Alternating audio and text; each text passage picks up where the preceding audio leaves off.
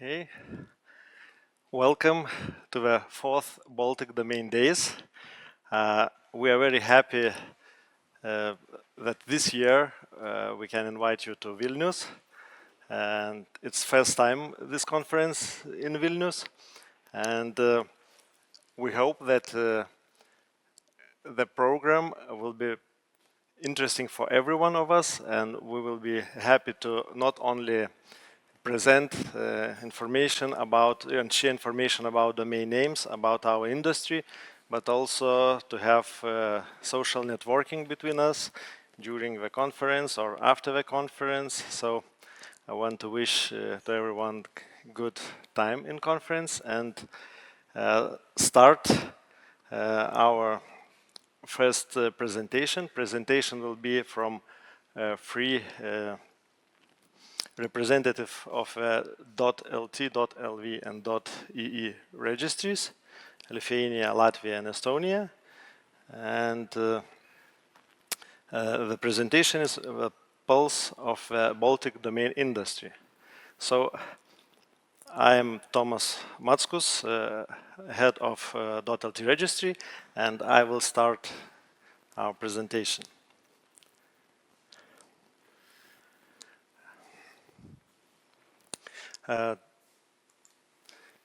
First, I'll tell about our .lt registry. So the registry is based in Kaunas University of Technology. It's Internet Service Center. We are using DomReg, our brand name, and we are 16 people in our center, and also we're members of Center, RIPE, and CCNSO at ICANN.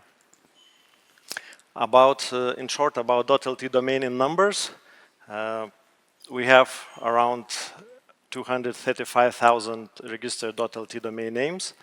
The majority of our clients, of registrants, are Lithuanian, natural, and legal entities.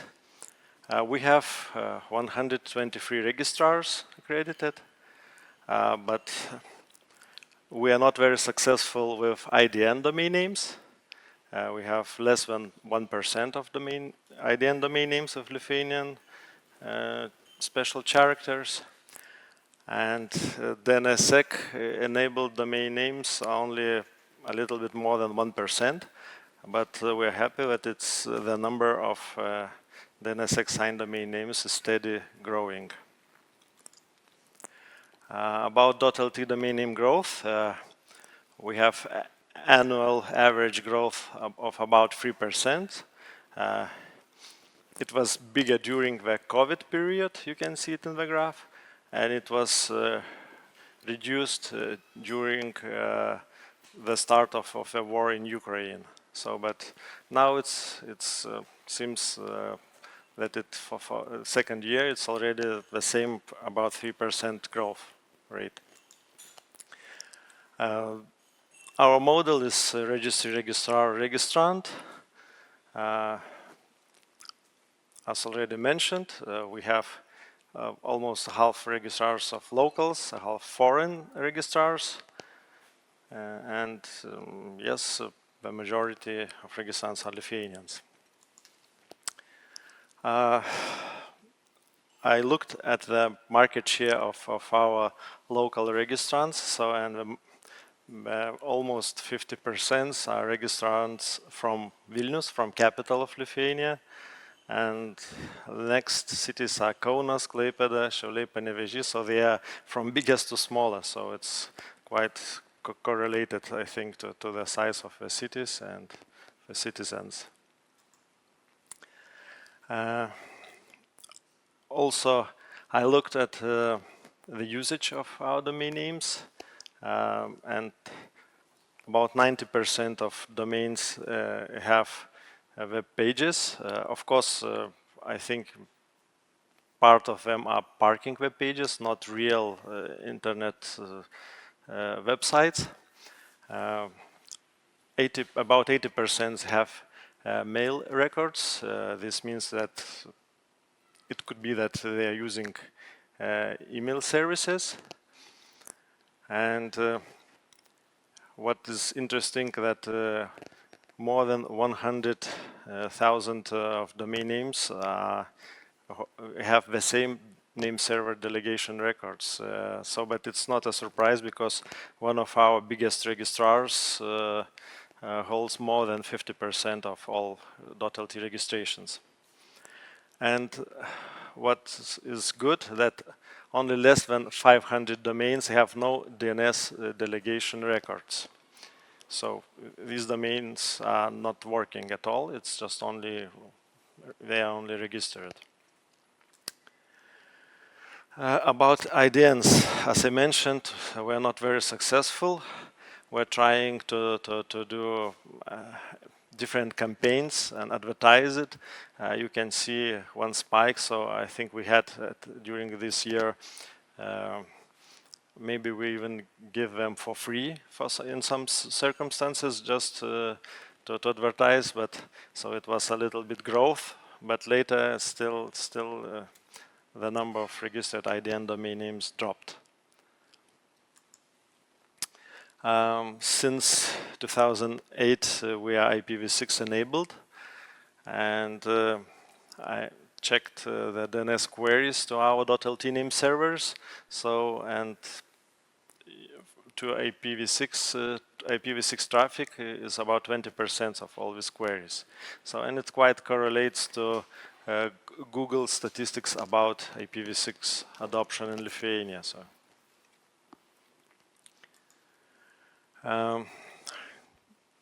How we as a registry helping to fight DNS abuse.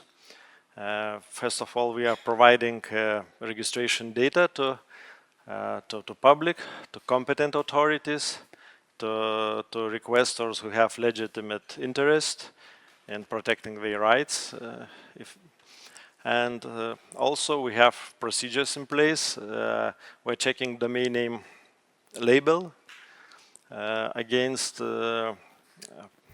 publicity, and the label of domain name cannot be against a group of people or have other bad faith in it. We have domain name suspension procedure. We use it if we find out that the domain name registrant data is incorrect. Actually, it's fake usually. We have domain restriction procedures. It's not by our will, but when we get orders from competent authorities or from court. Also, we have accreditation and control procedures of our registrars, and we have verification of a domain holder's data procedure. And this is a statistic from 2023, I think, about suspended domain status. It's not very high, but we can see that it's growing a little bit. In last year, it was about 200 domain names suspended, and this year, during the first quarter, it was more than 80 domain names suspended. And one more slide. It's about our registrants and their domains. So the majority of registrants have only one domain name registered and we have more than 2,000 registrants who have 10 or more domain names. More than 600 registrants who have 20 or more domain names on their name, and more than 100 who have 50 or more domain names, and 16 registrants who have 100 or more domain names.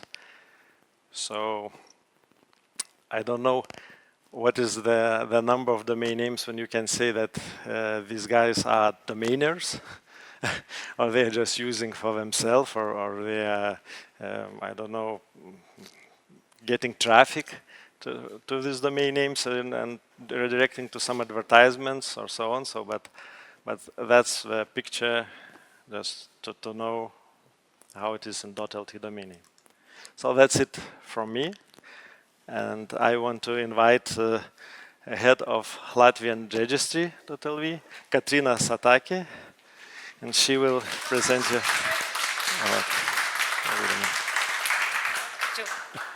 Thank you, Thomas, and hello, everyone. As Thomas mentioned, this is the 4th time Baltic Domain Days conference takes place, and for the first time it's in Lithuania, so I'm very happy to be here. And with that, actually, we're closing the circle. So now we have been through all 3 Baltic countries, and we would like to hear back from you. So did you like the idea? Do you want us to continue? And if so, then yes, we would like to see you back in other countries as well. So very shortly about Latvian ccTLD.lv. And when I say very shortly, I'm not sure I will be able to make it within 10 minutes, but I'll do my best. First of all, yes, last year we celebrated the 30th anniversary of .lv. And actually some of our colleagues work for the registry almost from the first day. So we have more than 30-year experience in running .lv. We offer more than 15 services, and that of course includes traditional WHOIS and of course domain name registration and so on. But we also have, for example, so-called domains. We call them domains. So when you can't think of a good domain name, so you just, or the domain name of your choice is taken, you can go to domainnames.lv and enter the word that you want to register, and all of a sudden you get a list of options you can choose from and register a very lovely domain name, which probably is nothing what you wanted in the first place, but at least it has some, if you just run out of imagination, so you can use our AI tool to do that. This year, in December this year, we're going to celebrate the 15 years of our Registrar model. We were a little bit behind our friends from .lt. So we introduced it back in 2009. But I think we have a little bit more registrars than you do, which unfortunately doesn't show in the number of registrations, as I will talk a little bit in a bit. If we look at Latvia, of course, you know, there are many things that we care about. We care about our country, even though it's rather small and does not have too many people living there. But just like our brothers, or should I say friends from .ee and .lt or Estonia and Lithuania, we love dancing and singing, and our song and dance festivals gather many thousands of people. And I think nobody understands it better than Estonians, Latvians, and Lithuanians what it means when 40,000 people come together and sing the same song. It's a fantastic feeling. We have not so many people, 1.10 million. Some say it's even less because some of us are here today. But we are very sporty. We love competition. We love ice hockey. We discussed it 5 minutes ago, how much we love ice hockey, and we have more than almost 9,000 people playing ice hockey in the country. And well, economically, probably we could do a little bit better, but we have almost 200,000 enterprises registered in the enterprise registry. Many of them actually work in food industry because we love eating. We love eating, we love good food.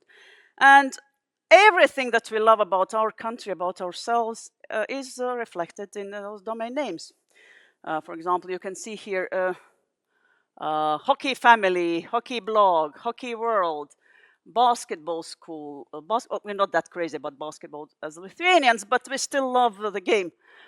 We have, of course, Latvian literature, Geo Latvia, Latvians in the world pictures, and many things like folk songs, and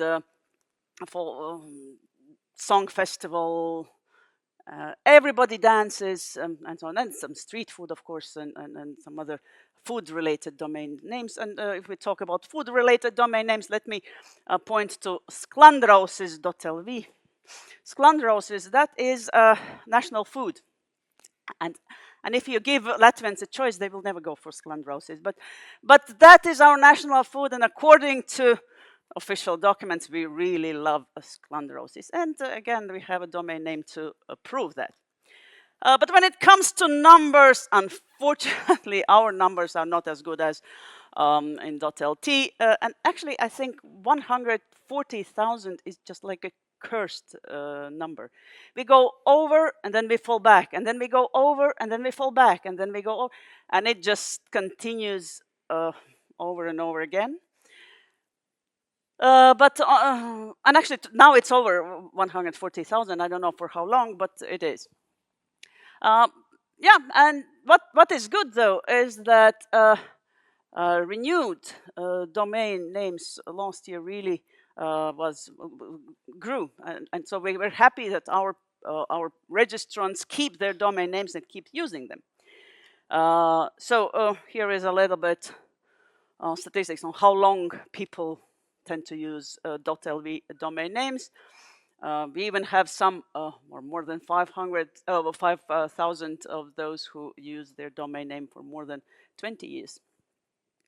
And well, the largest bubble is 2 to 5 years. So we are going to work more with those who already started using .lv domain names and would like to continue using them. I think last year I misread the statistics and lied a little bit, but we have more legal entities than we have individuals as our registrants. But we follow our registrants very closely. We haven't analyzed how old are legal entities that register domain names, but we can look at our customers, individuals, and see how old they are. And as you can see, well, most of them are millennials. They are 28 to 43 years old, which is actually good. But at the same time, we see that our registrants get older and older, which again means that we should talk more to those young people, youth diggers, or whatever you call them, those that will be future users of domain names, and show them that Instagram, TikTok, and other things that's not everything. There are also domain names, and it's great to have a very solid online presence. So yeah, you can see that probably the oldest ones are 38 years old. So what do people register? According to center data,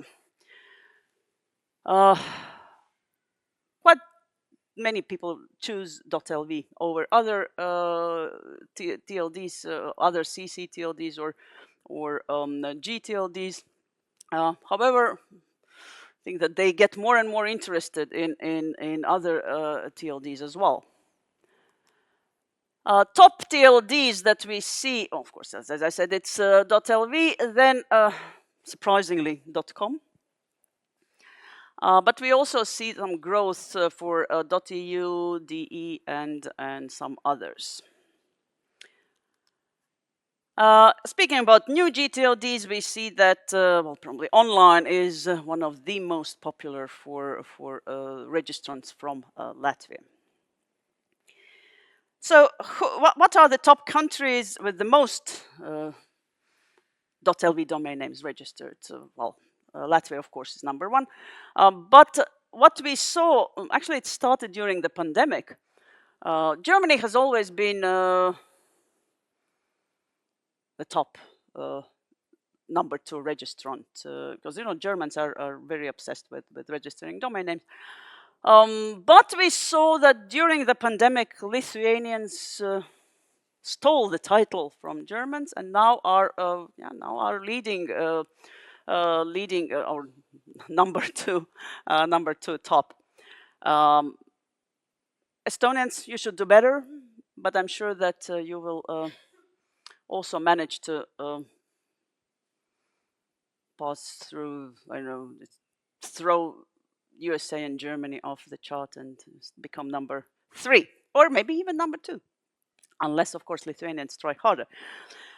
So about registrars, about our registrars, as I said, this year we celebrate 15 years of our fruitful collaboration with registrars from 25 countries now. 38% are locals. That differs from what we saw in Lithuania. Yeah, but we also have some good numbers from Lithuania and Estonia, so they are really doing pretty well.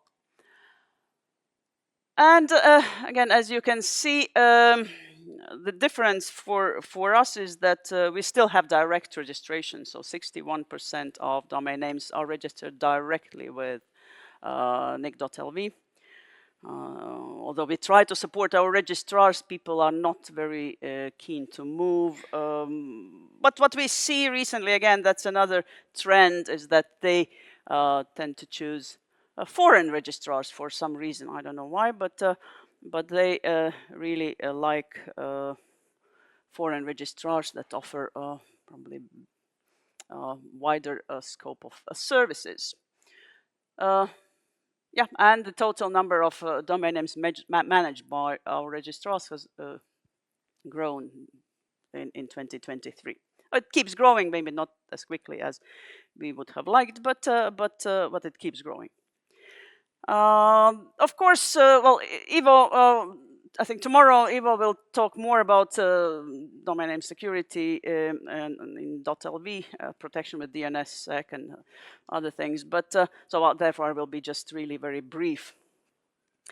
Yeah, so the number of DNSSEC protected domain names is growing, and thanks to efforts of our national CERT team, the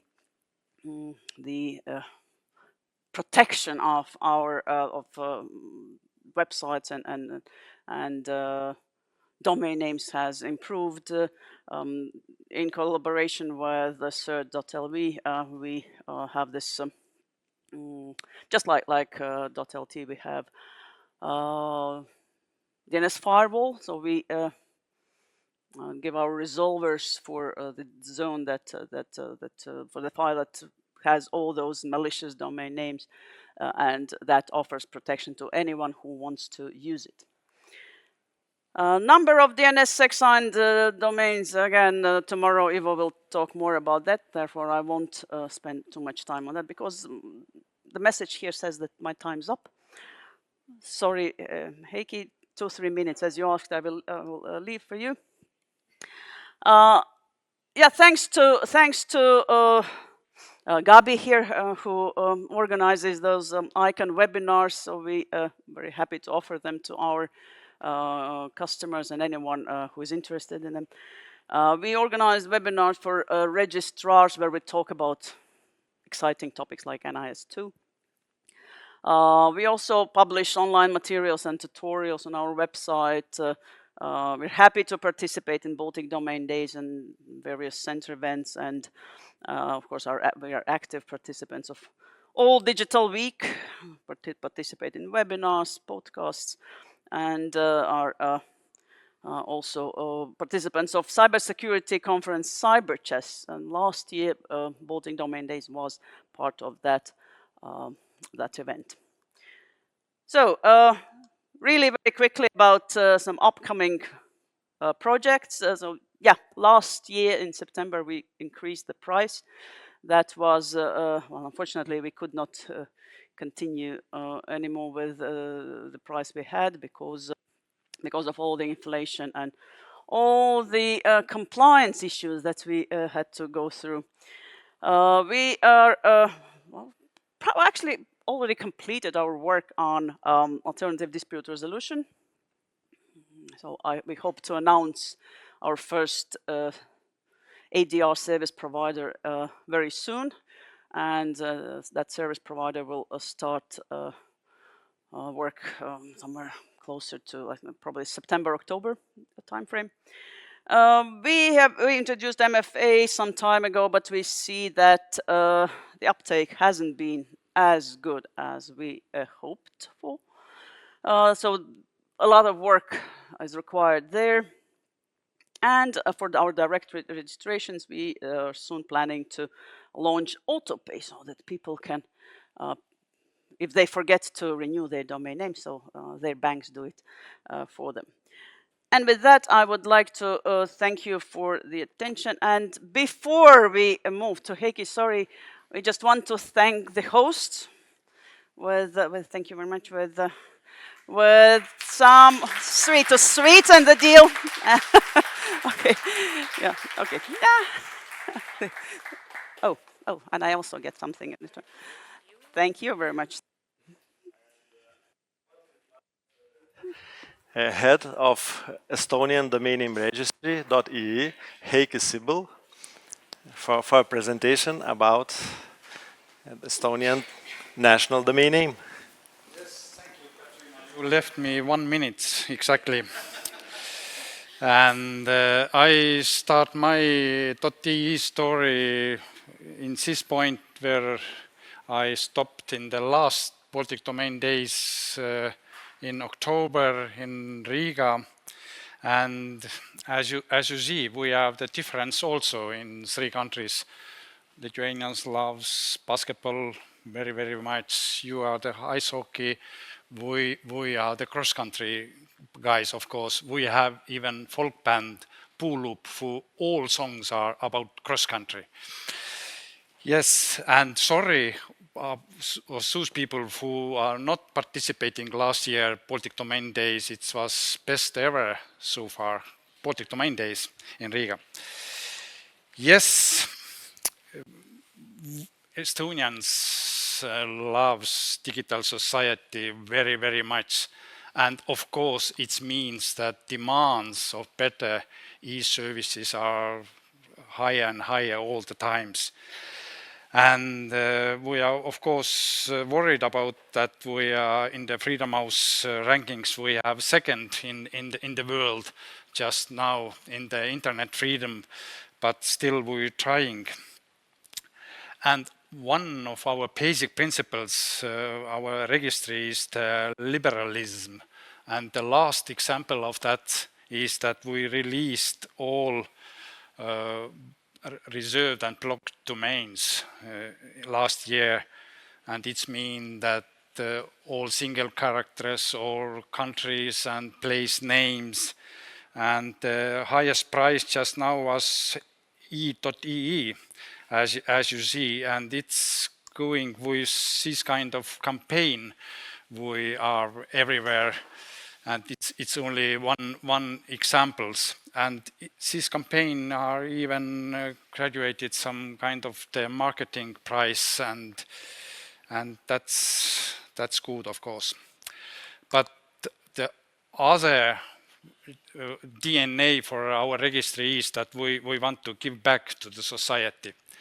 And we contributing to internet freedom and, of course, organizing the Estonian Internet Day already 10 years. And, of course, supporting IT education and all the young people and, of course, to the elder people, seniors. Of course, it's very important for us. And the basic is that this money what we get in auction, we give to the society back. And of course, some facts also about Estonians, and we are pretty satisfied with renewal rate we have compares to average in Europe. EU is also our biggest competitor, of course, and .com is also good share. and our market is a little bit less than Latvians have, but 51 is also not bad. And here is, of course, the very good figures that the foreign markets, the Lithuanians are the third one place in our market. It means that, Katrīna, you must try a little bit more.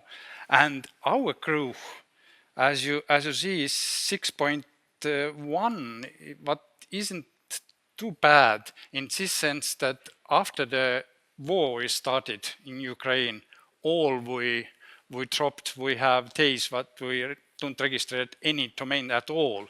It means that it's shock in society. And after that, of course, the economic uncertainty affect our registration, but we survive. This is the other graphic. This is the center average here. And when we know that in Europe 1.1 growth is just last 12 months, then it's not bad, let's say. And if we compare our three Baltic states, then we see that we pretty much in the same path, but the last, let's say, months, we do a little bit better. And hopefully, it's sorry to say that we used to it, that it's war and everything has happened, but still the domain market in Estonia, at least, it's now growing again. And let's see what it's happened. And of course, if we put in this graph .eu and .com also, then we see that not bad at all in Baltic states, yes. And we must be proud to be. And if you saw what happened new in our registry in the last year, then we get the new statute of the Internet Foundation. We are the non-profit. We are created 2010, and we are youngest about this in this family. But it's a new task promoting internet freedom and governance. It's funny in this sense that already 10 years we involved and we do everything about this. And in Jubilee we get task, and now it's our obligation to do that. And we updated our domain regulation also. And the most important ones are that we agreed with our Ministry of Economic that in Estonian national law, we didn't put the domain field at all in the law, but we regulate in the domain regulation. And we already adopt these regulations in beginning of this month. And it's mean that all these telephone numbers and all these 72 hours request answers and all these things are now already our domain rules. And I love this option in this sense that it's give us more flexibility if something happened or we must regulate again something.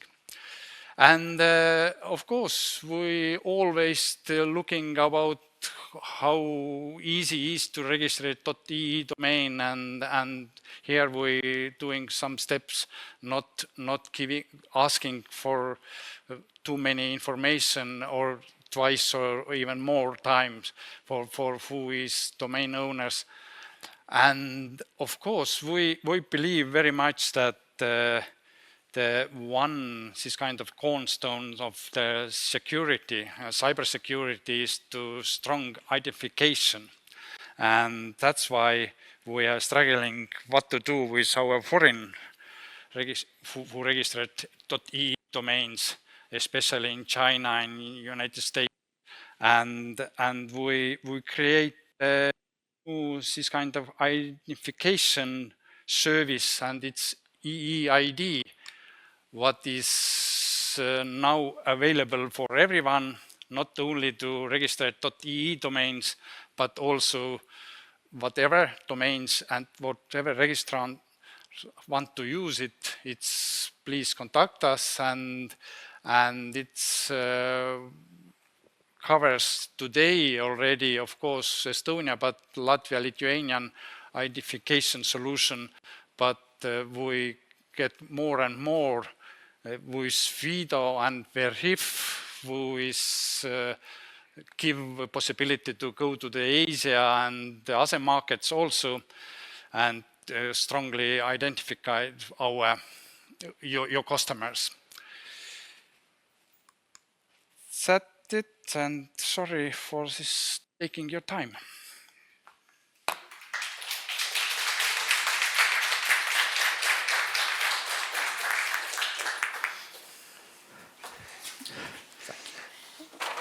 Thank you, Heiki.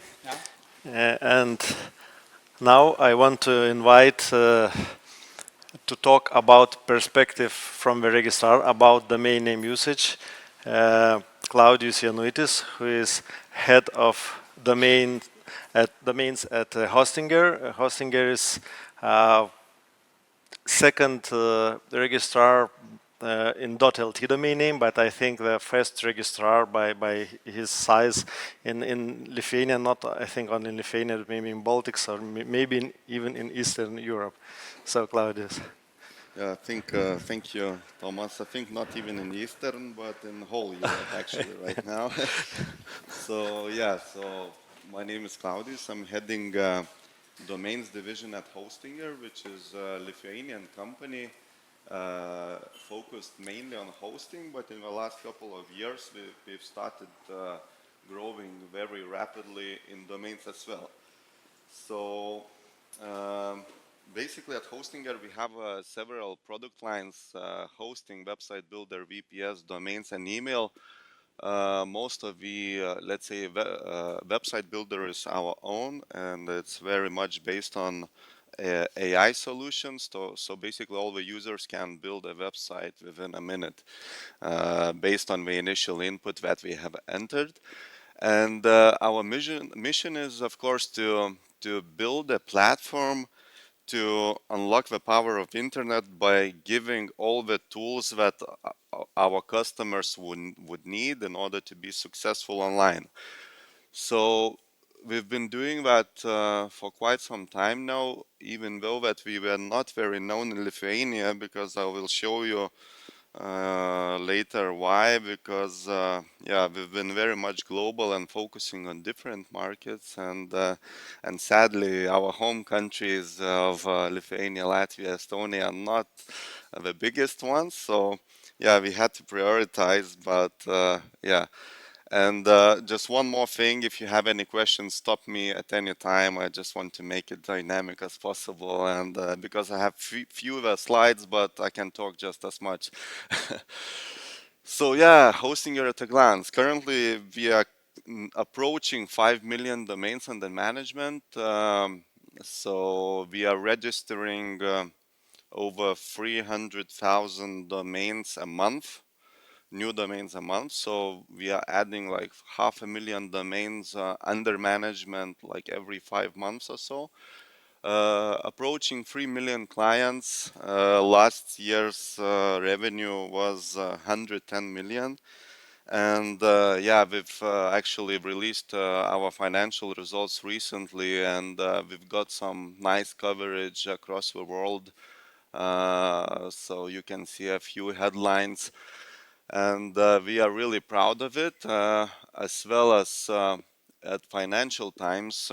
We've been listed amongst 1,000 fastest growing European companies in the world, in Europe for 5 years now in a row. So very few companies did it like twice, but we've done it 5 years in a row.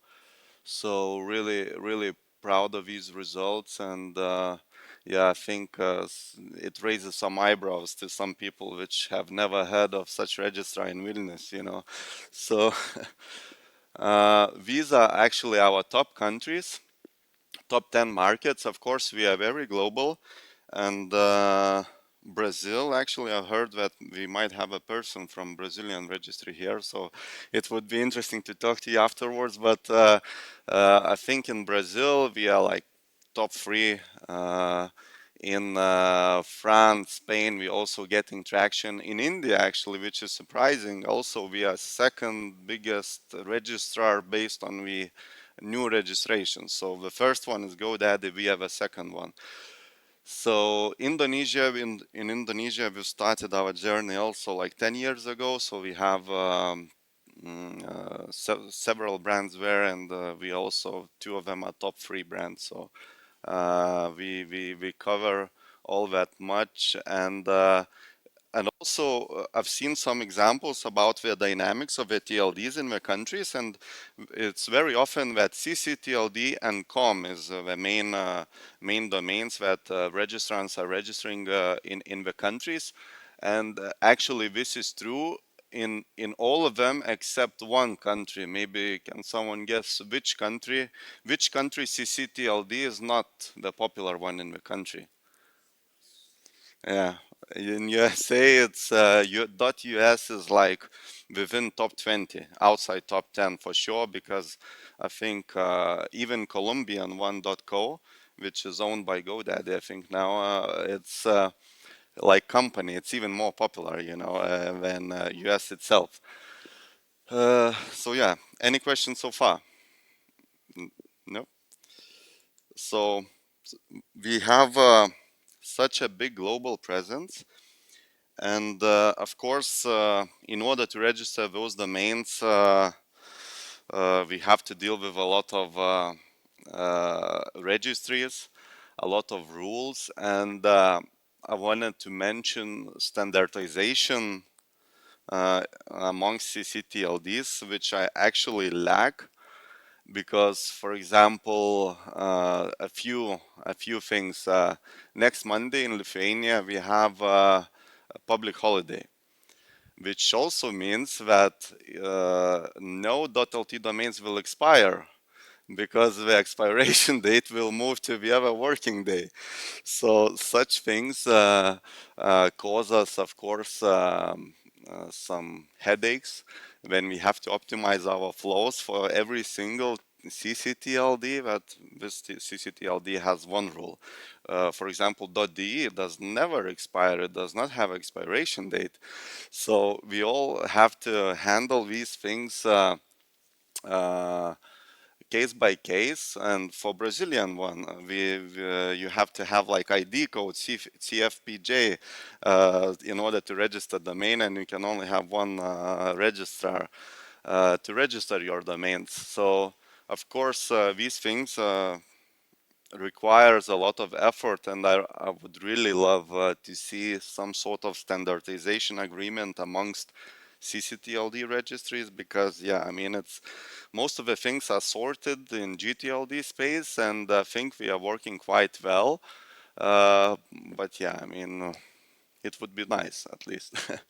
And of course all the regulations, NIS2 has been a keyword for a very long time. I mean, from the domains perspective, we've been complying with all the rules, so I mean it will touch us, but still what we notice globally is no matter what the EU says in the document itself, every country interprets it differently, and there is no clarity up until now what will be approved verification methods in one country or another. Maybe it's going to be only phone and email verification enough, or is it going to be ID checks that will be required, or the old client base will have to be approved as well. We don't know, and it's really a big question mark for us. I mean, how we're gonna handle all the situation, because yeah, it's not only NIS2. I mean, things are changing in India as well, and you know, we might need to open new offices in different countries. So it's a lot of administrative work as well, and it's not as easy to be global. But yeah, we are handling it somehow, and yeah, somehow we manage. And then, of course, domain abuse. So whenever you register 300, let's say 30,000 domains a month, so over 10,000 domains a day, obviously you're gonna have it. And the trends are getting more and more, let's say, bigger. More and more abuse are coming, and it's really also interesting stuff, because you have to play cat and mice game basically with all the fraudulent people that registering fraudulent domains, fraudulent payment methods. So it's a challenge for us, which we deal with, and so far I think we've been dealing it quite efficiently. But then again, some rules from the registry's perspective, like ad grace periods, are short, which causes when difficulties in getting refunds from for the deleted domain names. So yeah. There is some stuff to be improved, not only from registrar side, but from the compliance side, from the registry perspective, and ICANN maybe. So I know that the registrar stakeholders group are working on that, so hopefully there will be some nice results. And domain usage. So we are big company, we have hosting and other products, and for me personally, I mean, domain usage is really important, because it depends really the success of our business, how successful the domain users be. So basically, like statistics say that there is 40% bigger chance that domain will be renewed within the first year if it's gonna have another product attached to it. So we really try to track it. We call it attachment rate of the domain names, and I think we have quite a healthy attachment rate. Over half of our domain portfolio, which is like developed domain name. But obviously all the renewals depend really on the countries, different dynamics, developed countries, undeveloped countries. So yeah, so we track all that, and we wanted to give some insights regarding what we consider usage. So of course there is websites, CMS, emails, and as it is Baltic Domain Day, and we wanted to emphasize a little bit on forwarding and brand protection. Just to mention a few things, what are the trends, what customers are forwarding it to, and to understand how domains are used, not only for the websites. So for websites, we didn't put much statistics, but of course we have them. But yeah, so we just want to say some trends that WordPress is still majority of the most popular CMS that it's used for building websites. It has more than half of the market share, so like 60%. And but the happy thing is that around 20% is website builder, and we are very active in this space. Of course, we have very big competitors like Wix and Squarespace. So, but we see a good trend that a lot of people wanting to go online to make a custom shop, custom website, and we want a really easy click and drag and drop solution. So we see a really nice trend of website builder moving up. WordPress is kind of staying on the same level. It still has a huge market share. And one thing for sure that we noticed from both WordPress and website builder, that e-commerce is really booming, and more stores go online, and it's, I think, one thing that everyone should keep track on and focus on, because yeah, as I said, everything is online now, and everyone wants to sell online, and we've seen it, I think, since COVID, how it started to boom, you know. And emails, I put emails here because typically if a customer has a website, we give emails free, our own email solution free of charge to the customer. But still, one thing is that what we noticed, around half of the domain names, not only internally on our portfolio, but we checked the data for the main competitors, and it's half of the domain names have no MX records. So as an email provider as well, it's a huge huge opportunity, I think, and I think the reason why is that not many people still know that you can have a custom email. You can have your surname, you can buy a domain, your surname.lt or something like that, and have your name at surname email. So I think the customers and people in general need more education in that space in order to show the whole potential of the domain name itself. And yeah, so I think it should be a common goal for not only the registries but for the registrars as well. Domain forwarding and brand protection. Brand protection is, I think, I don't know. I saw .lv, I think your statistics, and I've seen that US is amongst top registrants countries, and I had a feeling that it could be brand protection clients, which are basically protecting the global names. So it's really important, and we want to also teach customers that protecting your brand and buying multiple domain names is really let's say looking at the perspective, it really protects your brand, because we as well, I mean, we have probably 100 of our own domain names like hosting here, but from time to time we miss some, and then you get phishing attacks, our clients could be attacked. So it's really important whenever you set up a shop or something to just buy around, at least in the around countries where you might do your business.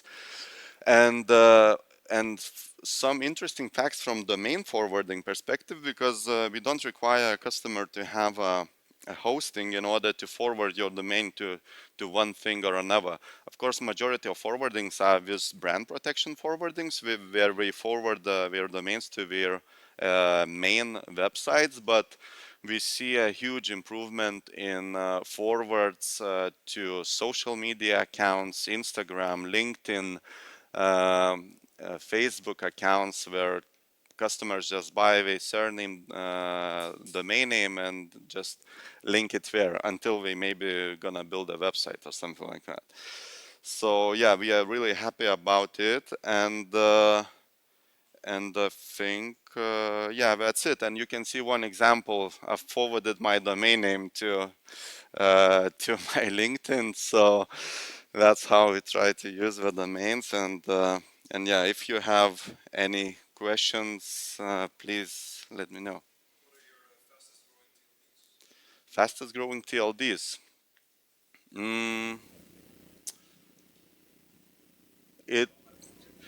.com, yeah, .com. We are registering well over 100,000 a month, but I mean, it's still we've been registering that much for more than a year, so the growth is like 50%. But I think FR is doing well, and basically all the new markets that we are entering to and focusing on are doing well. So, thank you. Anyone else? Oh, Helmut. With expired domains, we currently, so basically domain life cycle has typically like 45 grace period days. So at the moment, we give it to the full grace period to the clients in order to renew the domain. I mean, we don't monetize it.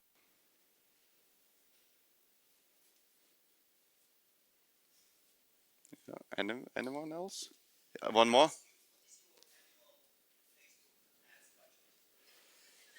Yes. Yeah. No. Yeah. Yeah. We don't know the budgets, but you can imagine. Yeah. All right. Presentation. And now I want to invite Vaidotas Jakuška, expert for communications and marketing from .lt Registry, to talk about domain name usage habits of the Lithuanian population.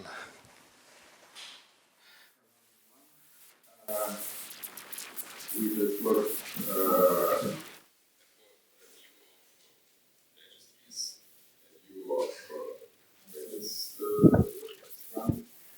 and I would like to represent ordinary person of me. And we served some Lithuanian population. The survey of Lithuanian residents on the internet usage habits was conducted in November 2023 by the joint Lithuanian British marketing public opinion research company Registry.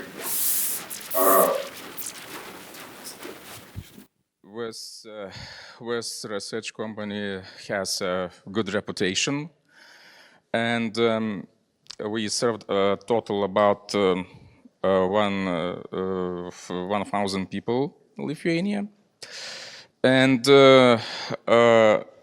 about 80% of all respondents are internet users, but 20% is not internet users, and they not included to the research. Social demographic characteristics of respondents, data on internet usage of served Lithuanian residents. We have a wide range of social professionals or social backgrounds, and this survey is so representative. And what about internet usage in Lithuania? And we asked, how often do you use the internet? And approximately 70% uses daily, but unfortunately 22% do not use in total. And if you look to the slots of age, with bad statistics influenced by the 50+ group of age. According to the survey, 39% of Lithuanians who are older than 50 do not use internet at all. Internet uses rural areas, countrysides, and district centers is also lower than in Lithuanian major cities, big cities like Vilnius, Kaunas, and the problem of the digital divide is particularly acute because many services are being digitized and businesses want to move away from human manual labor and provide automated services to save costs. And my question to panel discussion maybe, what should we do to get seniors to use the internet? What could help reduce the digital divide among seniors? Another question we asked to respondents, what are the main purposes for which you use the internet? And majority of respondents answered that they're looking for information on websites, connecting to social networks, reading news in portals, and so on. Internet search habits. How do you most often find a website, product, or service of interest? And it's important for domain industry that the vast majority of internet users search for products and services by Google. They're just Googling. Also, a large amount of people access website by knowing the exact domain. It's for our industry so important. I was surprised that there's very little usage of artificial intelligence applications like ChatGPT, Bing, and others. But I think the situation will be better and will increase because these chatbots integrated to the internet. Yes, Google is the first source of information.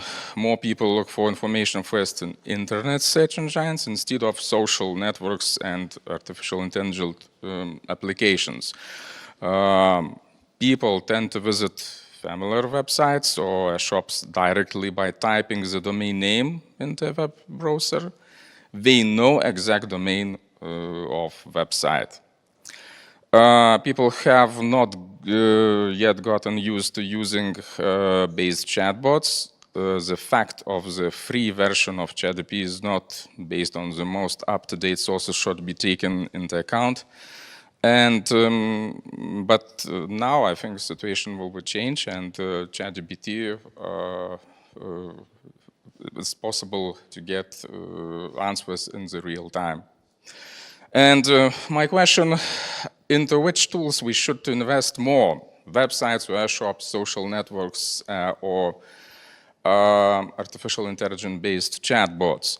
Because some businesses, they decided to start business and, oh, I don't need website, I just need to create an account of social networks, and all my communication is only on social networks. And I think we should to think about these arguments. We also asked Lithuanians how do they usually write address to access the website, and where they write. Majority of the Lithuanians addresses writes in the search engine box, not in the special box of web browser address book. And how do you usually write the website address? Majority writes or just only brand, not full domain. And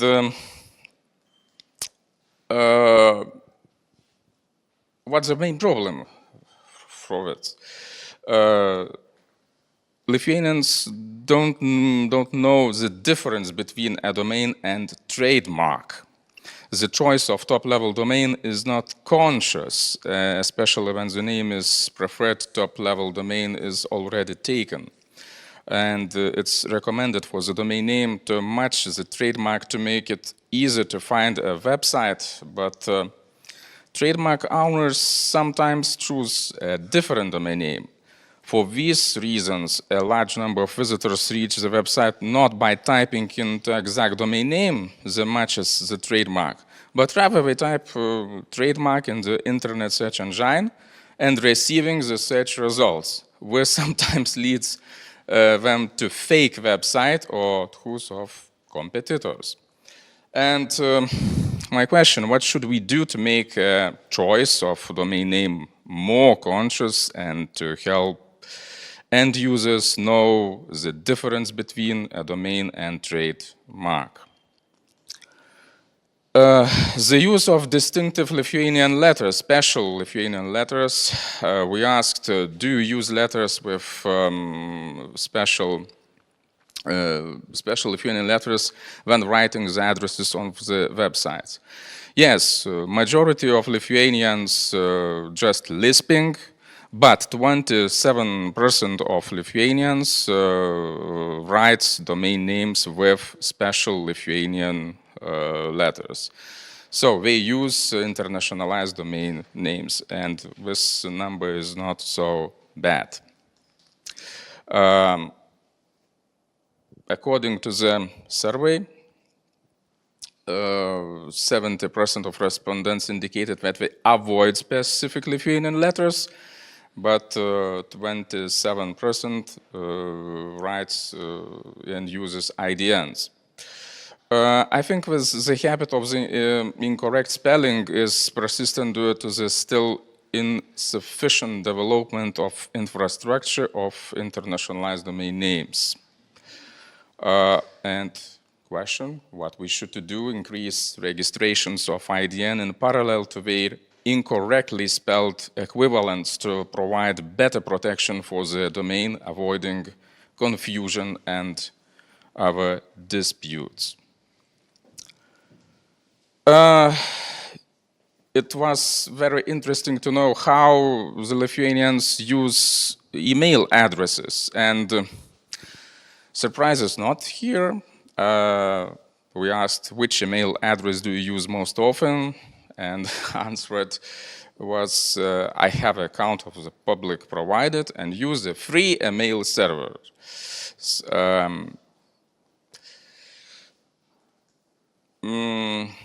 And another question was how important or not important is it for these personal contact addresses to remain unchanged. We wanted to know, is domain name or email address so valuable as a mobile phone number?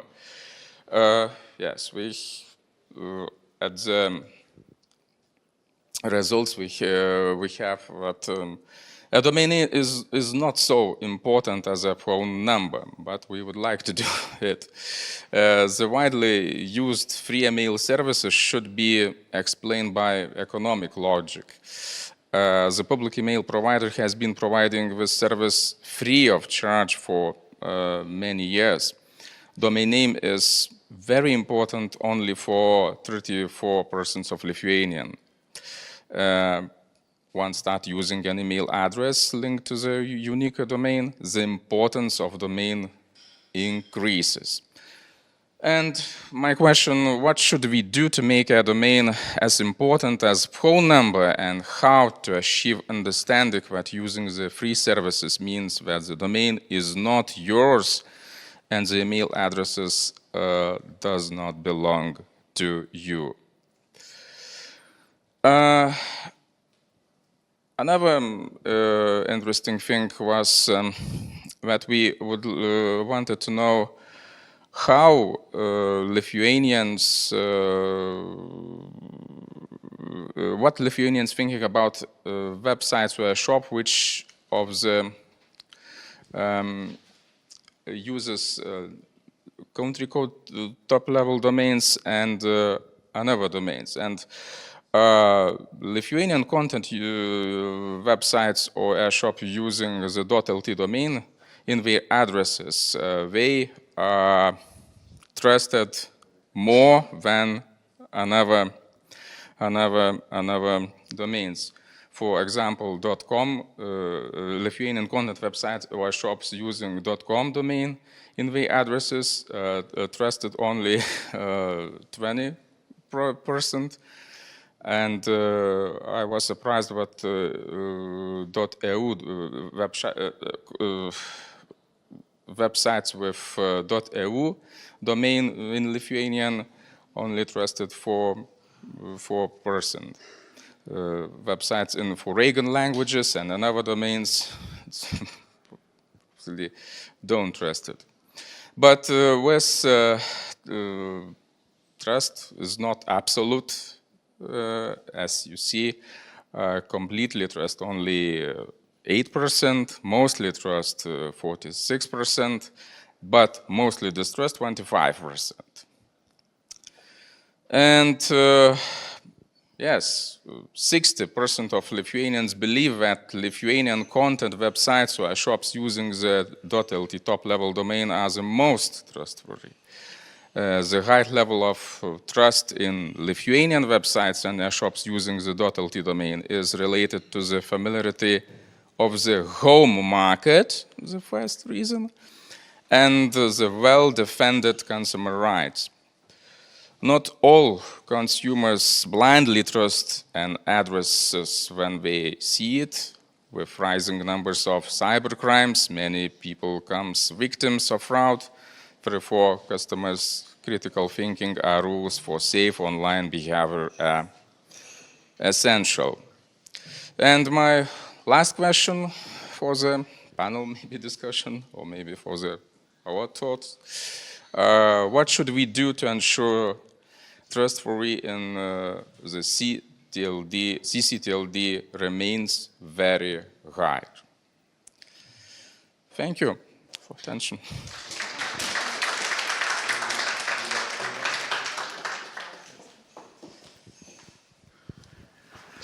Okay, and now let's invite a representative from URIT.eu domain name Regina Fuchsova to tell about latest internationalized domain name world report, and also Dušan Stojičevic about challenges in practical usage of universal acceptance of IDN domain names. Please.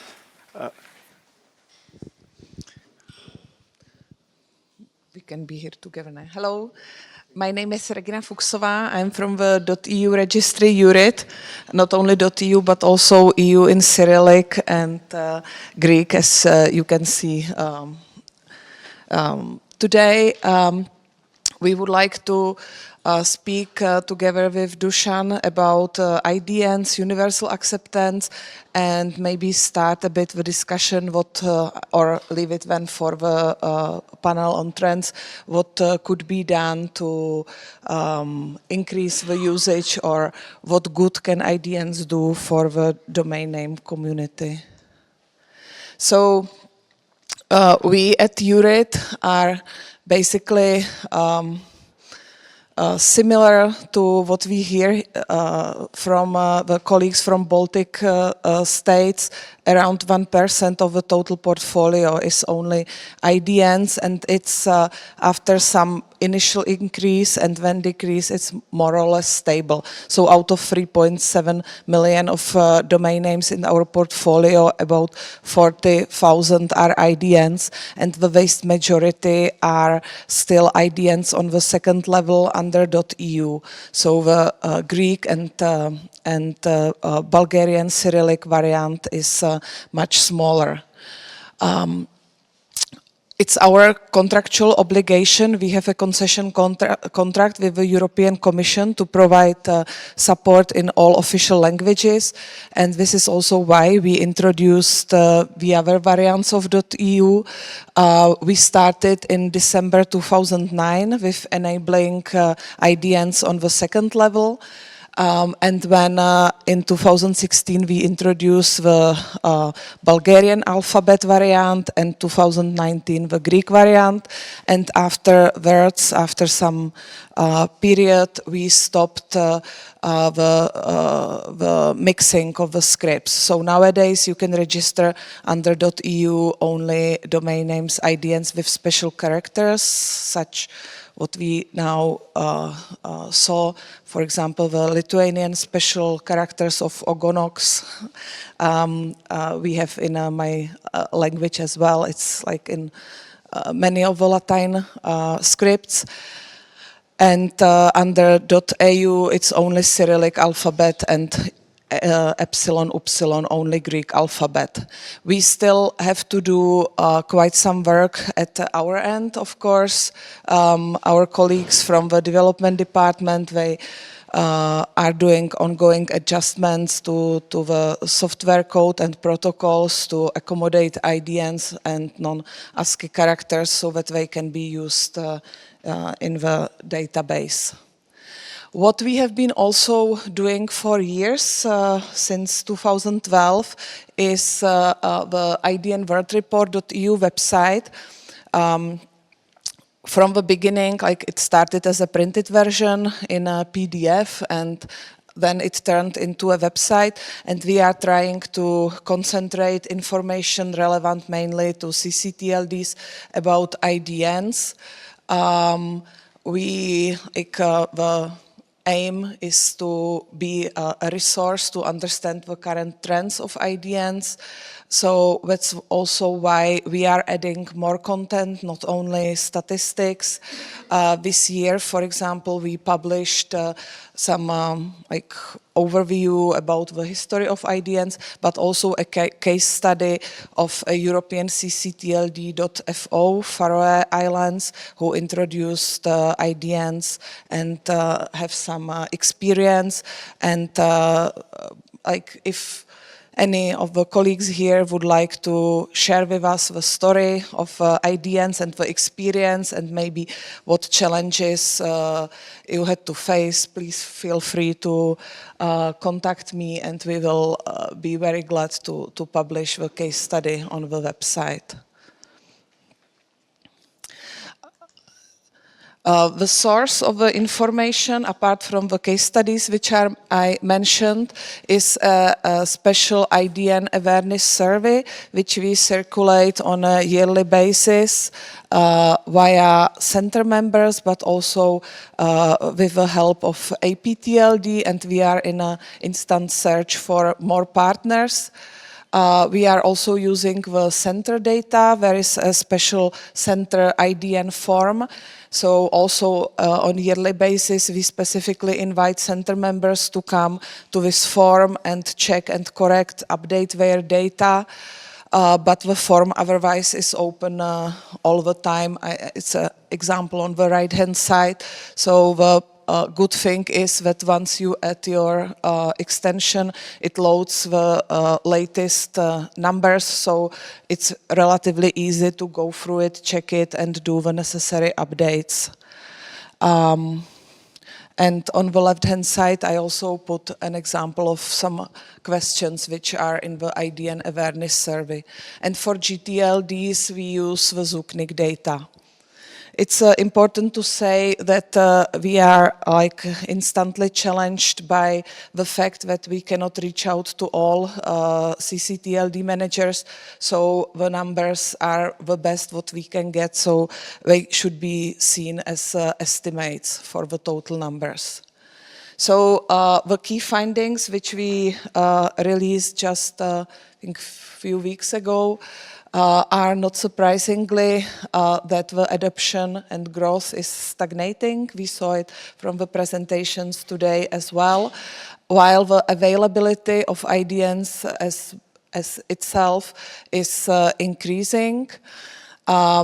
There are a few ccTLDs which saw a very strong growth, but the majority are at zero growth or even decrease. So overall, the median growth among top 30 ccTLDs was 0.2% on year-to-year basis, and GTLDs again, the top 30 GTLDs, we had numbers for were at -4.5. We also gather data on technical features. So what is interesting, the first one is not surprising that Latin is the most common script, followed by Cyrillic. But what is interesting that 85% of cases registries use their own technical backend software. And those who don't, we also ask which one. So this can be also checked on the website, which are the backend solutions used by registries who do not use their own. And also as a measure against misuse of IDNs, homoglyph bundling is supported by 1/4 of the ccTLDs. We have also a map where you can click and see details about individual countries. So as I already mentioned, the availability is quite high, And we estimated that there are 4.4 million IDNs worldwide on second level, and almost 70% out of them are under CCTLDs. So CCTLDs are definitely the driving force when we would speak about support to IDNs. And it's only a bit above 1% of the global domain name market. So it's more or less in line what we saw here on with the individual examples of CCTLDs. So again, awareness, adoption of IDNs, and Dušan will say more what from his perspective is missing. So I will just also show the awareness part. We formulated some questions to get a bit more sentiment analysis, or how the registries see the user awareness of IDNs. So it's not very scientific. It's based on the scale 1 to 5, but it's about in the middle. So 2.5 out of 5 was the average score for user awareness. And then support by registrars, and maybe our colleagues from the hosting and registrars can comment on it, this was a bit higher, 3.2 out of 5 for the support by registrars. And also we asked what is important to improve internet accessibility for local native language speakers, and here IDNs were considered as important or very important by 43%. So apart from, let's say, potential increase of the portfolio by 1%, the registries should consider if the accessibility or the support of local languages and culture is not a reason good enough to introduce and support IDNs as well. And last but not least, the concept of universal acceptance, where 68% of registries consider it more important than user awareness. So what we as the European Registry plan to do to support IDNs and universal acceptance, we plan to crawl a rich content website on IDNs. Those of you who visited Jamboree might have seen a presentation of our colleague Jordi, who is doing this analysis and also adding the language aspect. Then there are working groups at ICANN, under CCNSO, there is a Universal Acceptance Committee. If you want to scan the QR code and register yourself for the mailing list, please do so. And then it's also an important topic for United Nations, and more with GDCs. So some awareness at our end, and also to raise awareness with users, we also use the opportunity, for example, of the Day of the Cyrillic Alphabet in Bulgaria, where we commemorate that we are offering these services. So now I will pass on the mic to Dušan, and if you have any question, I will after. Yes. So I will continue where Regina stopped. So this is a very nice presentation on what is. Oh, let me first say I'm Dušan Stojičevic. I'm wearing a lot of hats. So let's say I'm from Serbian Registry, or I'm from SEEDIG, which is Southeastern European Dialogue on Internet Governance, or I'm from Gransy, ICANN accredited registrar, or I can say I was in my past USG chair, co-chair, etc. So USG is the Universal Acceptance Steering Group. So finish with that. Take your hat what you want. I will speak from my head, no presentations. So problems in universal acceptance. We saw awareness, raising awareness. Okay, before that, we saw a survey for Lithuania, where 70% doesn't want to use IDN, in essence. local characters. So you are typing your message on WhatsApp, on, I don't know, TikTok or whatever comments, you're not using your language. What do you expect from IDNs? So users doesn't want IDNs. What the question was the answer is above. You need to have your users to use their own script. What is the problem with Lithuania? And if we go further, it develops differently. So let's say Arab script. They have the problem to write right to left. So everything is in the mirror for us. When we see the keyboard, the Windows or Mac, everything is. What is the problem with their domain names? So their IDNs, dot in their, when they are typing domain name, dot is not that ASCII dot that we are using. So if we are talking, for example, we spoke about, or I saw Armenia. Armenia have the same problem, dot. Or we can use Cyrillic, and we can say, where is the @ sign on Cyrillic keyboard? You may know, may not know, because you're from Latin world, where you choose whether you will use your Latin characters or not. Bold Latin is, or ASCII, is enough for you to understand each other. But outside, there is a big set of problems which is not touched.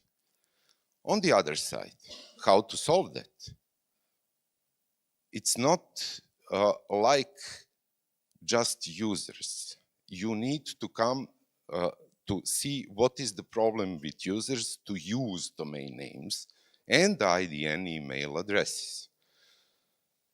One retrospective to explain a little bit about that. Who invented the internet? Americans. Latin script is native script on internet. So ASCII is native. Everything can be wrote in ASCII. When we speak about cultural difference between Americans and Europeans, many startups are in America. Why? Because their culture is, I'm building a product and I can build 20, 30, 50%. The moment the product do something or can reach the market, it goes to the market. European and Asian, Africans, etc., not to speak about them, we are in Europe. European style is, let's do the product 100%, test it, and then we go to the market. That's the difference. Let me tell you how it is relevant to IDNs. First IDNs, IDN CCTLDs in fast track process in ICANN came in 2008, 9, 10, 11. Am I right? Do you know where the RFC, IETF RFC for IDN emails was out, so-called EAI, in 2013. This is American style. So you put on the market half product, earn from it, and then you solve the problems that you have in that product. So right now I have a problem not only with user experience. But on the other side, I will ask my colleague from hosting provider, do you have the possibility to open email account on UTF-8 Unicode? That's the, do you have? You think so? No. No, but that is first thing, you don't know. Second thing, it should be done by any hosting provider in order to have IDN email. None of European hosting providers are aware of that, doing that, promote that. Yeah? Are you asking if you accept IDNs for emails? In simple words. No, accept. Can you open mailbox? Yes, you can. In UTF-8? What is UTF-8? Unicode, standard. Yeah, so we allow. You allow? Yeah. Okay, I will test it, because Test it, you yeah. would be the first one that allow. Yeah. Google doesn't allow. Okay. Not only the IDN domain name, the username. Username. Let's check. Yeah. I believe not, but it's but okay. But let's try. It's okay. Nobody promote that. Nobody is saying, Google is not providing that for Gmail. They accept IDN emails. There's, you can manage to reply to that IDN emails, but there is no chance to open account. So, speaking about the problems, this is a problem of American style, giving a product to the market, and we are now in a position where we have problems with users. Their perspective is, I will use whatever I have to understand the other user, so 70% in Lithuania, which was in the survey. And on the other side, big companies are not solving the problem. Microsoft doesn't support opening UTF-8 account on their software. Office doesn't support, etc. Google, and if we touch them, then we will try to solve, and other smaller companies like me or a colleague will just follow the example. Thank you.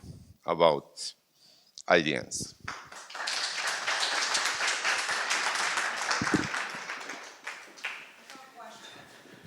Yes?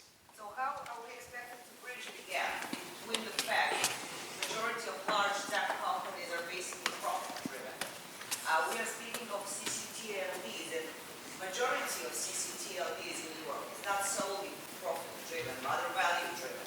So it does bring certain value to us in terms that we want people in our countries or people globally to use their native language. But that's value, and we are speaking between the gap between the profit and the value. So what's in them to advocate the values of like universal acceptance and accessibility? So the story of IDNs is like it is a cultural thing. As we saw, it is not. So the culture in Lithuania is not adopting local script.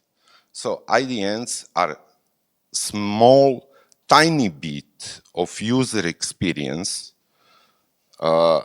in their systems. So you can attach to that cultural story and drive that motivation in your CCTLD. But, okay, we have 3 CCTLDs here, me, 4th, 5. Tell me, does your contact email address can accept IDN email?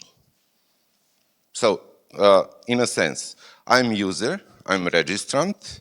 I will send to you a question about my domain name, and you will accept it.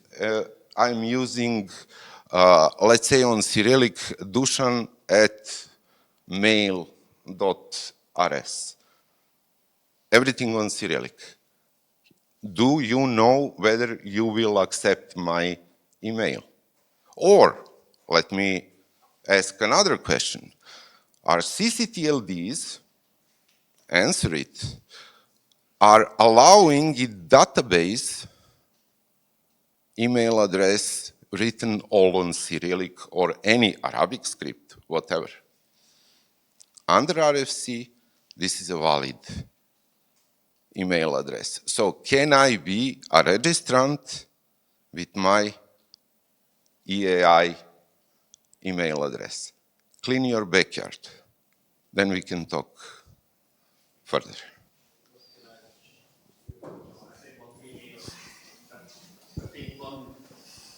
One thing to talk about. So yeah. But so one thing that it will make it important for Google is that the growth for example, Android will come from the people that are not online yet. And the people that are not online yet is the majority of non-English speakers. So these people will not be able to write their username in Latin. Yeah. And and how are they going to come online? Probably buying a cheap Android phone. And well, the first thing they have to do is to open a Google account.